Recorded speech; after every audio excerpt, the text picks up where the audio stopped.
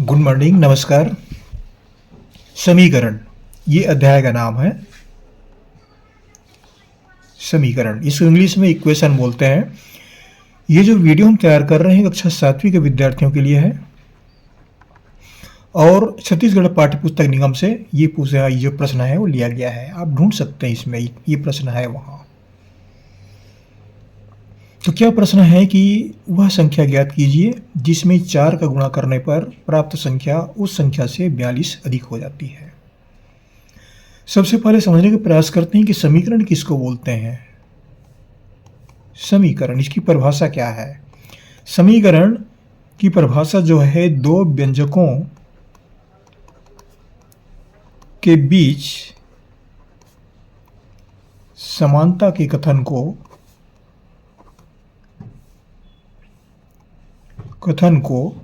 समीकरण कहते हैं। ये समीकरण की परिभाषा है। ये मालूम होना चाहिए कि समीकरण किसको बोलते हैं। अध्याय पढ़ रहे हैं तो समीकरण की परिभाषा से मालूम होना चाहिए, इसलिए हम बता रहे हैं। क्योंकि ये बेसिकल मैथमेटिक्स है तो पूरी बातें बतानी पड़ती है। वह संख्या ज्ञात कीजिए, संख्या निकालना है। तो मान लो वह संख्या x है। मान लो वह संख्या बराबर x है।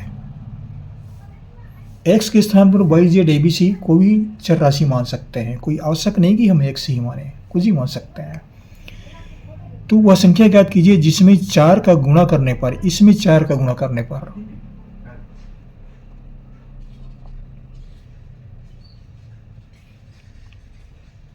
x का 4 गुना, x का 4 गुना जो है वह होगा 4 गुणित x, 4x। 4 गुना करने पर प्राप्त संख्या उस संख्या से 42 अधिक हो जाता है। इस संख्या से 42 अधिक हो जाता है। तो ये 4x जो है, ये संख्या x से 42 अधिक हो जाता है। तो इसको हम लिखेंगे x धन 42। इस संख्या से 42 अधिक हो जाता है। अब यहां पर पक्षांतर करेंगे। पक्षांतर मतलब एक पक्ष की राशि को दूसरे पक्ष में ले जाना, और पक्षांतर करते हैं तो इसके चिन्ह में परिवर्तन होता है। ये पक्षांतर के नियम है। तो x को हम बाएं पक्ष में लाएंगे,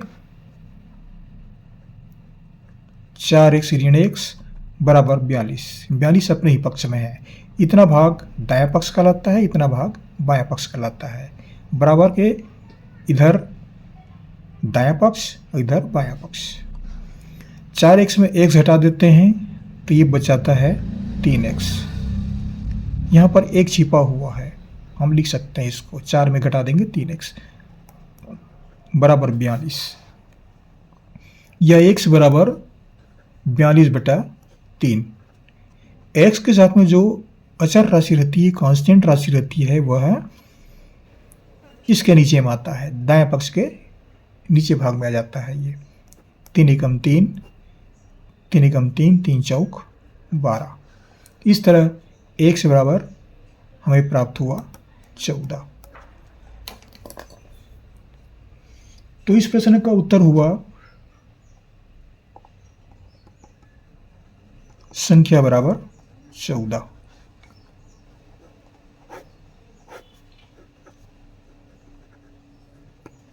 आशा करता हूँ विद्यार्थियों को ये प्रश्न आसानी से समझ में आएगा।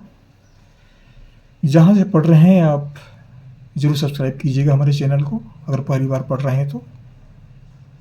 और हमारे चैनल को सब्सक्राइब करना ना भूलें। आपको हमारी ओर से बहुत बहुत शुभकामनाएं। पढ़ते रहिए। अगले वीडियो में फिर मुलाकात होगी। Thank you.